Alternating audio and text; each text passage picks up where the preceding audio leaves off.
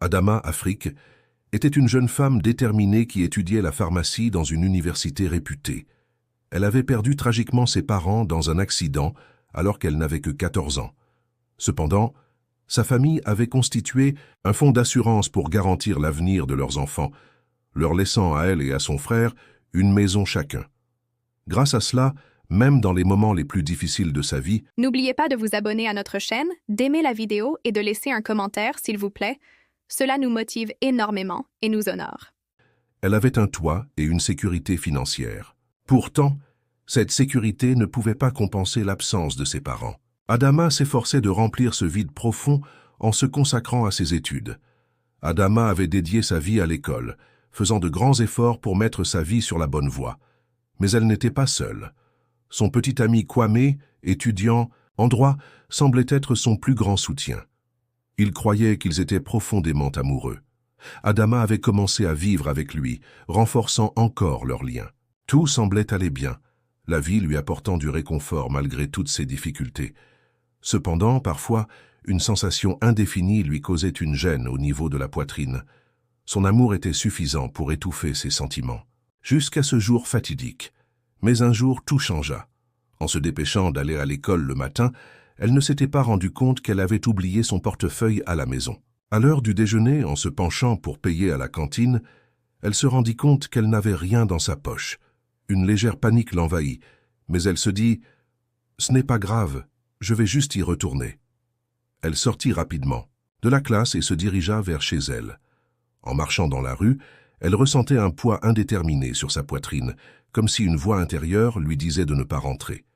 Cependant, la logique l'emporta et, essayant de se rassurer, elle ouvrit la porte de son immeuble. À cet instant, un frisson inexplicable parcourut son corps. En entrant, elle entendit des chuchotements provenant de l'intérieur. Au début, cela lui sembla une illusion, mais au fur et à mesure que les voix devenaient plus claires, une bizarre inquiétude s'est installée en elle. Ses jambes tremblaient alors qu'elle s'approchait. La porte de la chambre était entrebâillée et elle entendait des rires étouffés. Son cœur battait plus vite, son estomac se nouait.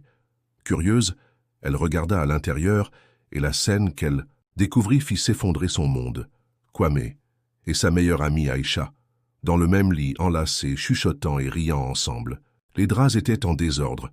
L'odeur froide de la trahison flottait dans l'air. Le souffle d'Adama se coupa. Elle n'en croyait pas ses yeux. Son visage se figea. Un frisson de douleur froide parcourut ses veines. Elle resta figée, ses jambes, tremblant. Mais elle ne tomba pas. Une colère volcanique grondait en elle. Les battements de son cœur résonnaient dans ses oreilles. Ses yeux se remplirent de larmes, mais elle ne laissa aucune goutte couler. Étant saisie par l'atmosphère lourde de la pièce, ses lèvres lâchèrent seulement une phrase, sa voix brisée mais acérée. « Comment avez-vous pu me faire ça ?» Les yeux d'Adama flamboyèrent de colère. En refoulant ses larmes, elle inspira profondément. Sans la moindre hésitation, elle entra dans la pièce et saisit son sac sur la commode, regardant Aïcha. « Sors !» dit-elle, sa voix apparaissant comme un ordre froid et impératif. Aïcha, surprise, se recula au bord du lit. « Adama, s'il te plaît, pars !» répéta Adama, cette fois sa voix glaciale. Aïcha, avec une expression de honte et de peur, se leva en hâte, sans oser dire quoi que ce soit et quitta rapidement l'appartement. Adama tourna son regard vers Kwame. Il restait encore là, étonné dans le lit. « Adama, écoute, ça... » Silence. Adama se dirigea vers le placard, commençant à jeter les vêtements de Kwame à la porte. Son manteau, ses chaussures, ses livres, tout ce qu'elle pouvait trouver, elle le jetait dehors. Son cœur battait la chamade, mais ses mains étaient fermes. « Tu n'as même pas une minute de plus à rester ici, Kwame. Sors, maintenant !» Kwame se leva du lit et s'approcha d'elle. « Adama, s'il te plaît. Aïcha m'a trompé, je t'aime. C'était une erreur. Je ne ressens rien pour elle. » Adama regarda son visage suppliant. Ses yeux brûlaient de rage, mais quelque part au fond son cœur souffrait. Tant de souvenirs, tant d'amour, mais tout avait basculé en une nuit. Kwame, regardant ses affaires éparpillées jusqu'à la porte, se tourna à nouveau vers elle. « Pardon. C'était un moment de faiblesse, je t'aime. S'il te plaît, donne-moi une autre chance. » Adama prit une profonde inspiration, sans quitter son regard des yeux. « Prends tes affaires et sors, c'est fini, Kwame. Tu n'existes plus pour moi. » Les yeux de Kwame s'embuèrent alors qu'il regardait le sol. Mais en voyant la détermination d'Adama, il ne trouva pas les mots pour répondre. Lentement, il commença à ramasser ses affaires, se dirigeant vers la porte. Juste avant de partir, il se retourna une dernière fois. Mais Adama avait déjà tourné le dos. Elle ferma violemment la porte derrière elle. Elle ressentait un grand vide, mais en même temps, une incroyable détente. La maison lui appartenait désormais, et elle était déterminée à balayer l'odeur de la trahison. Pourtant, la blessure dans son cœur ne se fermait pas. Au début, ses yeux se dirigeaient toujours vers le lit en marchant dans la pièce, dans les réactions où elle pensait que tout allait se reproduire. Les nuits d'insomnie, la profonde solitude, ce vide dans son cœur la rongeait lentement. Adama évitait de sortir, oubliait de manger et avait du mal à se concentrer en classe. Ce qui était autrefois un corps fort était maintenant fatigué. Mais malgré tout, elle ne voulait pas penser à Kwame. L'idée de le pardonner n'était pas une option, mais Kwame ne renonçait pas. Pendant des jours, il se présenta à sa porte pour s'excuser. Il la couvrait de fleurs et de lettres. Adama ne toucha à rien de tout cela.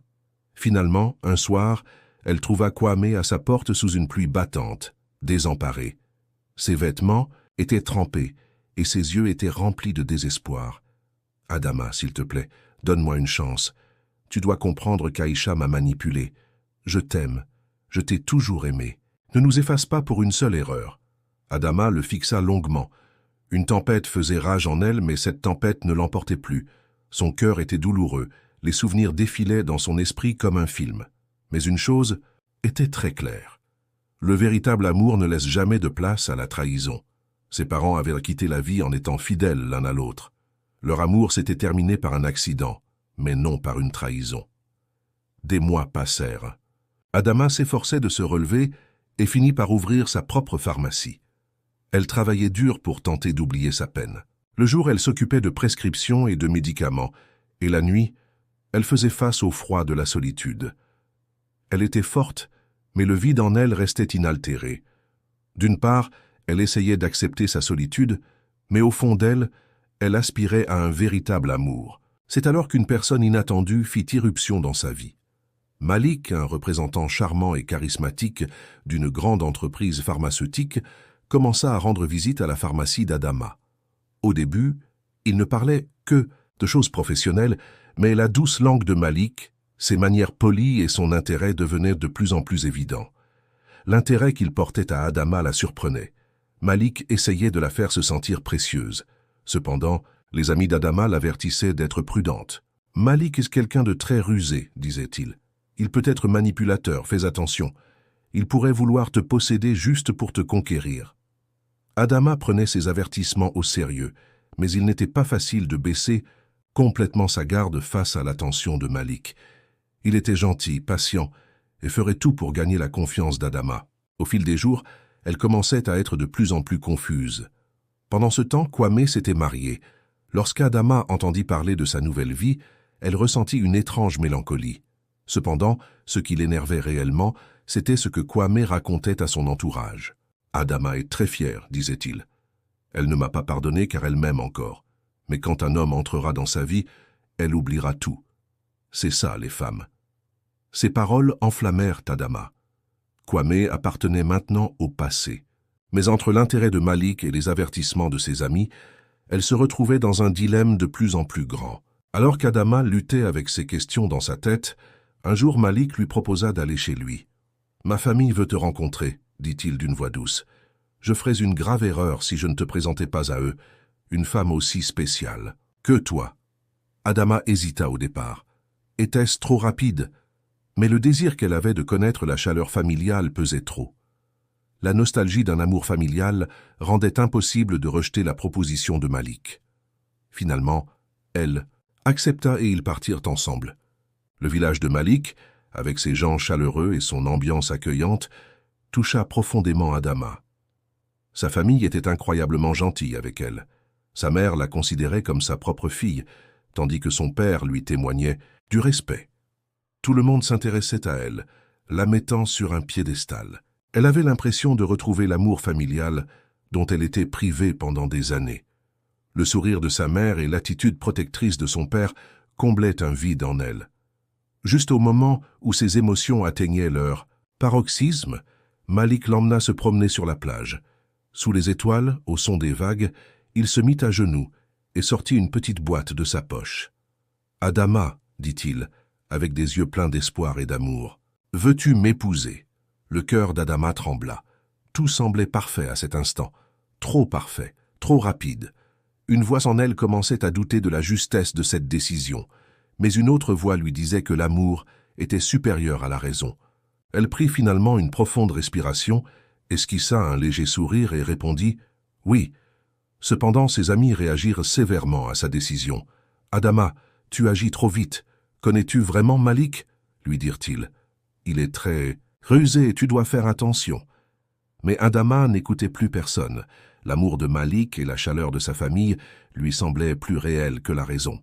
Elle se laissa aller dans les bras de l'amour et épousa Malik lors d'un grand mariage. Cependant, la petite voix en elle n'était pas silencieuse. Un jour, elle devrait faire face à la réalité que tout était trop bon, trop parfait. Peu de temps après leur mariage, Adama déménagea sa pharmacie dans l'un des quartiers les plus luxueux de la Côte d'Ivoire, à Cocody.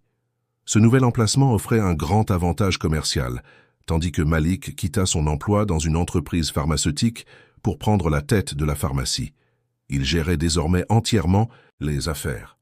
Au début, tout semblait normal pour Adama, mais avec le temps, elle remarqua qu'elle passait de moins en moins de temps à la pharmacie. Malik lui disait « Tu as besoin de te reposer, je m'occupe des affaires », la tenant à l'écart du travail. Au début, Adama voyait cela comme de l'affection et de l'intérêt, mais peu à peu, elle se rendit compte que quelque chose clochait.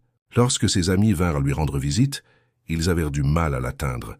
« Tu n'es plus comme avant, nous ne pouvons pas te parler », disait-il. Elle répondait au téléphone, mais coupait rapidement la conversation. Les discussions ne faisaient que se terminer rapidement. Elle se renfermait de plus en plus, devenant solitaire. Malik semblait la couper doucement, mais fermement, du monde extérieur. Un jour, l'une des plus proches amies d'Adama, Safia, s'inquiétait de ne pas avoir de nouvelles d'elle depuis longtemps. Elle décida d'aller chez Adama, ne recevant pas de réponse à ses appels. Lorsqu'elle frappa à la porte, elle ne reçut pas de réponse pendant un moment. Juste au moment où elle s'apprêtait à partir, la porte s'ouvrit lentement. Safia, devant le spectacle qu'elle vit, fut horrifiée. L'œil gauche d'Adama était au beurre noir, sa lèvre éclatée. Ses vêtements étaient en désordre. Son visage était pâle. La peur et la fatigue dans ses yeux étaient incommensurables. « Adama, que t'est-il arrivé? Qui a fait ça ?» murmura Safia, sa voix tremblante. Adama détourna les yeux et sa voix se noya. « Je vais bien. S'il te plaît, pars. » Lorsqu'elle vit le regard fuyant et les mains tremblantes d'Adama, une profonde peur envahit Safia. Quelque chose n'allait vraiment pas, et Adama avait peur de le dire. Safia fit un pas en avant, essayant de prendre la main d'Adama, mais celle-ci retira immédiatement sa main. Ses yeux étaient pleins de larmes, mais elle ne pouvait pas parler. Ses lèvres tremblaient, mais elle ne prononça pas un mot. « Adama, s'il te plaît, raconte-moi ce qui s'est passé, » supplia Safia. Sa voix était douce mais pleine de peur. Adama prit une profonde respiration, baissant les yeux, elle inclina la tête. « Je vais bien. » Malik était un peu en colère. « Mais c'est quelque chose de temporaire. Ce n'est vraiment pas important. » Les yeux de Safia se plissèrent et une colère profonde montait en elle. « C'est tout. Ce n'est pas important. Adama, je peux voir ce que tu fais. Tu as peur. » Adama secoua la tête rapidement. « Non, il m'aime. Il essaie de me protéger. Tout le monde se trompe. » Safia fit un pas en avant, sa voix se durcissant. « Adama, l'amour ne fait pas de mal. L'amour ne fait pas peur. Un homme qui ne te laisse pas voir personne qui te fait du mal ne montre pas d'amour. Cet homme te détruit. Tu dois t'en rendre compte. » Les yeux d'Adama se remplirent de larmes, mais elle persistait à se défendre. « Personne ne me comprend. » Safia prit une profonde inspiration. « Non, Adama, je te comprends. Mais tu es en train de te perdre, et je ne te quitterai pas ici comme ça. »« Adama, dis-moi ce qui t'est arrivé, » dit Safia, sa voix tremblant de colère et d'inquiétude. Adama détourna les yeux, sa voix tremblante. Elle resta silencieuse longtemps, puis prenant une profonde respiration, elle commença à parler d'une voix étouffée. « La famille de Malik est arrivée, de notre pays. Dès leur arrivée, leur visage était marqué par une chaleur feinte, mais leurs intentions étaient évidentes. Ils voulaient que mes biens, la pharmacie, passent sous son nom. Bien qu'ils ne le disent pas clairement, ils sous-entendaient que Malik était désormais à la tête de l'entreprise et que je n'étais qu'une ombre à ses côtés. Ils criaient « Je n'ai pas accepté ». Je leur ai dit que ce travail m'appartenait, que je ne laisserais personne prendre ce qui m'appartient. À ce moment-là, la chaleur sur leur visage s'est transformée en une expression glaciale. Ils ont commencé à crier, m'accusant de ingratitude. « Nous t'avons accueilli dans notre famille. Nous t'avons adopté et tu oses te retourner contre ta famille pour un rien !» hurlèrent-ils. Malik était assis en silence, ne prononçant pas un mot. Il ne m'a pas défendu, il ne m'a pas protégé. Quand j'ai voulu qu'il s'en aille, une expression de haine est apparue sur leur visage. Finalement, ils ont dû partir, mais Malik avait changé. Quand il est rentré ce soir-là, il était devenu fou. Il était très en colère, m'accusant. « Comment peux-tu leur manquer de respect? Ce sont ma famille, hurlait-il. Je lui ai répondu. « Pourquoi ne me soutiens-tu pas? Pourquoi as-tu permis qu'ils me mettent la pression ?» Mais il ne me croyait pas. Ses yeux brillaient d'une manière terrifiante. « Quiconque aurait été à ta place aurait accepté. La seule façon de prouver que tu es ma femme était celle-ci, mais tu es ingrate, hurlait-il. Puis il a commencé à me menacer. « Si tu ne m'écoutes pas, je te détruirai. Tu ne me connais pas, tu es seule, Adama. Personne ne te croira, c'est moi qui décide. » Sa voix était glaciale. J'avais peur. À ce moment-là, ce que j'ai vu dans ses yeux, ce n'était pas de l'amour. Malik n'était plus l'homme que je connaissais. Il était devenu un monstre. Puis, la voix d'Adama se brisa. Les larmes ne pouvaient plus se retenir. Elle prit une profonde respiration, mais c'était difficile de raconter. Elle serra ses mains et commença à trembler. Il m'a forcé, Safia. Il m'a utilisé au moment où j'étais la plus vulnérable. J'ai lutté, j'ai supplié, mais il a juste ri. « Personne ne te croira, a-t-il dit. Tout ce que... Je dis, c'est ça qui compte. » Ensuite, il m'a enfermé, m'a interdit de sortir de la maison. Il a vérifié mes téléphones. Il ne m'a pas permis de voir qui que ce soit. Je suis ici depuis des jours. Je ne peux pas sortir, je ne peux pas respirer. Les yeux de Safia se remplirent de colère. Elle serra les poings. Son cœur battait à tout rompre. « Adama, nous allons te sortir d'ici. Tu n'es pas seule. Personne ne peut te laisser sans soutien. » Adama regarda d'abord les paroles de Safia avec hésitation, puis secoua lentement la tête. Il y avait de la peur dans ses yeux, mais une lueur d'espoir commença à poindre en elle. Safia prit sa main et dit avec détermination « Nous sortons d'ici maintenant. » Cette nuit-là, Safia prit Adama et l'emmena silencieusement chez elle. L'esprit d'Adama était en désordre. D'un côté, elle se réjouissait de sa liberté. De l'autre, elle avait peur de ce que Malik ferait en l'apprenant. Mais au moins, elle était en sécurité maintenant. Les premiers jours furent difficiles pour Adama. Elle faisait des cauchemars la nuit, sursautait au moindre son. Safia ne la quitta pas, la soutenant à chaque instant. Un jour, Amir, le petit, ami de Safia et psychologue, vint voir Adama. Ce n'était pas une thérapie formelle, mais Amir parla avec elle, lui donna confiance et, sans le réaliser, l'aida à surmonter le traumatisme qu'Adama avait vécu. Peu à peu, Adama commença à se remettre, mais un problème demeurait. Malik, elle ne savait pas où il se trouvait, et cela la rendait folle. Il l'appelait sans cesse, et lorsqu'elle ne répondait pas, il envoyait des messages de menaces. « Je sais où tu es. Tu ne peux pas me quitter. Si tu ne reviens pas, tu le regretteras », écrivait-il. Lorsque Safia prenait son téléphone et lisait ses messages, elle devenait folle de rage. « Cet homme pense encore qu'il peut te faire peur. Mais il se trompe, Adama. Tu es forte et tu n'es plus sa captive. » Adama ressentait un peu plus de force grâce au soutien de Safia et d'Amir, mais elle ne pouvait pas complètement chasser la peur que les menaces de Malik lui inspiraient. Cependant, elle ne se laisserait plus vaincre par ses peurs. Un jour, en se réveillant et en se regardant dans le miroir, elle remarqua que sa force d'autrefois revenait dans ses yeux. À ce moment-là, elle prit sa décision. Elle déposa une demande de divorce. Une notification officielle a été envoyée à Malik par l'intermédiaire de son avocat. Des procédures légales ont été engagées pour forcer Malik à quitter son domicile. Cependant, cela a rendu Malik encore plus odieux. Furieux, il avait complètement perdu le contrôle. Pendant des jours, Il harcela Adama par téléphone et par message, lançant des menaces. Il laissait des messages vocaux en hurlant « Je vais te détruire ». Dans son esprit, Adama n'était plus une femme mais un objet de victoire. Il ne pouvait pas supporter de perdre. Un soir, lorsqu'Adama rentra chez elle, elle trouva Malik devant sa porte. Ses yeux étaient rouges de rage, sa respiration était saccadée. « Comment peux-tu me faire ça » cria-t-il. Adama recula, essaya d'ouvrir la porte rapidement, mais Malik se jeta soudain sur elle, lui saisissant le poignet avec force. « Tu m'appartiens, Adama.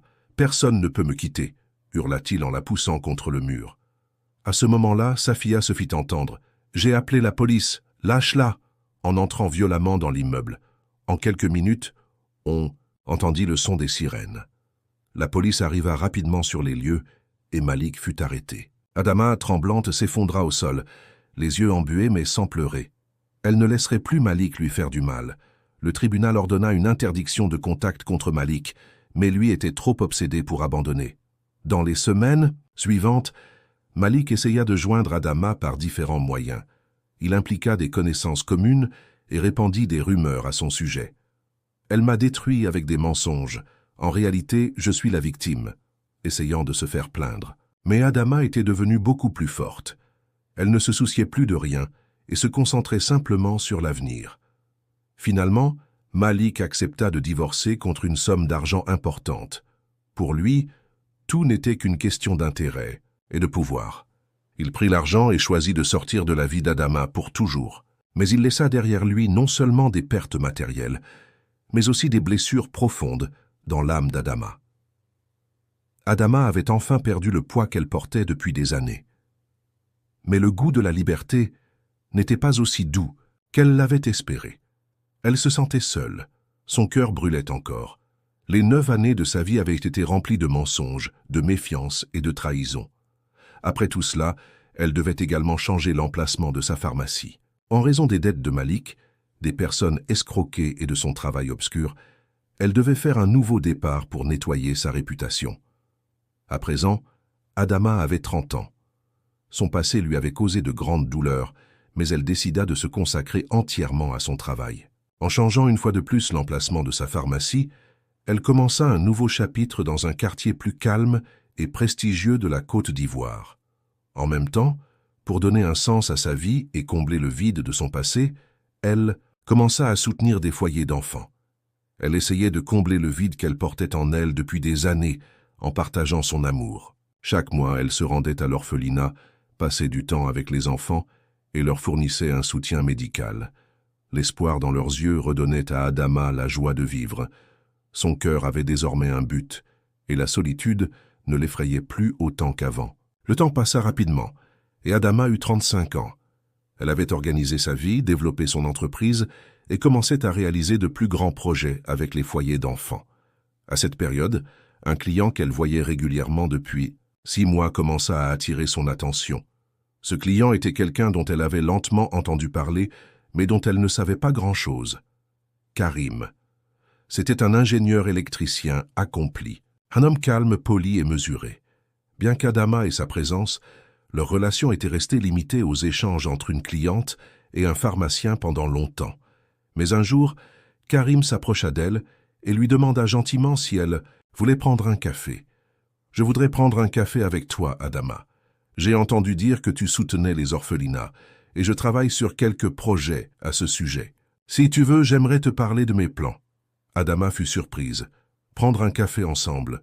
Cela faisait des années qu'elle n'avait pas établi une telle proximité avec un homme. Mais son sentiment de curiosité, associé à l'approche sincère et respectueuse de Karim, lui fit réfléchir. Et si cette fois-ci tout pouvait être différent? Avec le temps, Adama et Karim devinrent de plus en plus proches. Tous deux prenaient une grande joie à soutenir les orphelinats. Ils collaboraient sur des projets, essayant de créer de nouvelles opportunités pour l'éducation et la santé des enfants. Adama réalisait que Karim n'était pas seulement un homme qui réussissait dans son travail, mais aussi une personne éthique et compatissante. Cependant, ses peurs intérieures et la douleur du passé la poussaient à faire un pas en arrière. Un matin, Adama quitta son domicile pour se rendre à sa pharmacie. La rue était silencieuse, mais tout à coup, elle entendit une voix familière. Elle se figea. Malik. Il était ivre, avançant vers elle avec des pas chancelants. Ses yeux étaient injectés de sang. « Tu ne peux pas me quitter, Adama. Tu ne seras qu'à moi !» cria-t-il en s'approchant d'elle. Adama recula de peur, mais Malik l'attrapa soudain par le poignet. « Tu ne peux pas m'oublier. Personne ne t'aimera comme moi !» criait-il tout en la secouant. Le souffle d'Adama était court. Ses anciennes peurs remontaient à la surface. Cependant, à ce moment précis, quelqu'un s'approcha rapidement. Karim. Karim éloigna Malik d'Adama avec colère. Serrant les poings, il cria « Tu ne peux pas la toucher, c'est fini maintenant !» Lorsque Malik tenta de frapper à nouveau, Karim le mit au sol d'un coup rapide. Malik, essayant de se relever, fut averti par Karim d'une voix ferme. « Si tu t'approches encore d'elle, si tu oses me faire face, je te détruirai. » En voyant le sérieux et la colère dans les yeux de Karim, Malik recula. Il lança des insultes en hurlant mais finit finalement par céder et s'éloigner. Adama tremblante tomba au sol, son souffle irrégulier. À cet instant, Karim s'accroupit et lui tendit la main mais ne posa aucune question. Il attendit. Ne la poussa pas à parler. Il resta simplement à ses côtés. Cet incident provoqua un retrait d'Adama vis-à-vis de Karim. Les murs qu'elle avait bâtis se redressèrent à nouveau. Il l'avait protégée, mais pouvait-elle lui faire confiance? Son passé lui rappelait toujours ses mauvais choix. Cependant, Karim était différent cette fois-ci. Il comprenait les peurs d'Adama et ne lui mettait pas de pression. Il veillait sur elle de loin. Les jours passèrent sans que Malik ne réapparaisse. Mais Karim était toujours là. Il continuait de venir à la pharmacie sans jamais la forcer à parler. Il offrait simplement son soutien par sa présence. Parce que lui, il aimait vraiment Adama. Il l'aimait. Et peu importe combien de temps, il devait attendre pour gagner sa confiance. Il était prêt à attendre. Cependant, une ombre persistait derrière Adama. Malik. Maintenant divorcé, il errait dans les rues. Affamé, assoiffé, dans un état pitoyable. Il avait commencé à rejeter toute sa culpabilité sur Adama, la voyant comme la personne qui avait ruiné sa vie. Sa haine grandissait de jour en jour, sa colère obscurcissant encore plus son esprit. Une nuit, alors qu'Adama quittait la pharmacie pour rentrer chez elle, Malik surgit soudain d'un coin sombre. Ses vêtements étaient en désordre, ses yeux fous. « Je t'ai dit, tu ne peux pas me détruire !» hurla-t-il en s'approchant avec un couteau à la main. À ce moment-là, Karim observait la scène de loin. Un mauvais pressentiment l'avait poussé à suivre discrètement Adama. Il voulait s'assurer qu'elle était en sécurité, et au vu de ce qu'il voyait, il n'hésita pas à agir. Quand Malik brandit son couteau, Karim s'interposa rapidement.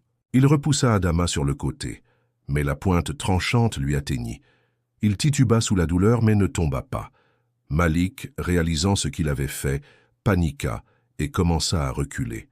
En voyant Karim porter sa main à son ventre et le sang perpétuellement jaillir de sa chemise, il s'enfuit terrorisé. Adama, figée par l'horreur, avait les yeux fixés sur le visage de Karim. Pour la première fois, elle comprit que Karim la voyait non seulement comme une protectrice, mais comme quelqu'un qu'il valorisait plus que sa propre vie. Et pour la première fois, elle ressentit qu'elle avait vraiment besoin de lui. Karim sourit doucement, sa voix tremblante mais réconfortante. « Ça va, Adama ?» demanda-t-il, comme si sa propre douleur n'avait pas d'importance. À cet instant, tous les murs à l'intérieur d'Adama s'effondrèrent. Pour la première fois, elle ressentait vraiment le désir de faire confiance à quelqu'un, mais ses yeux étaient rivés sur le sang qui s'écoulait de la poitrine de Karim.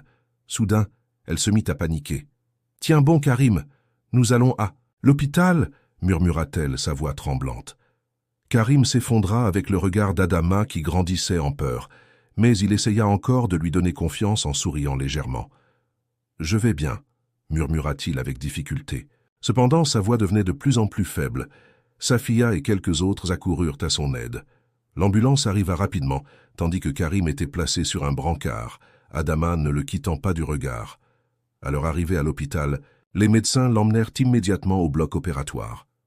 Le cœur d'Adama battait la chamade. Marchant de long en large dans le couloir en attendant, elle ne pouvait pas retenir ses larmes. Pour la première fois, elle avait peur de perdre quelqu'un. Des heures plus tard, le médecin arriva prenant une profonde respiration.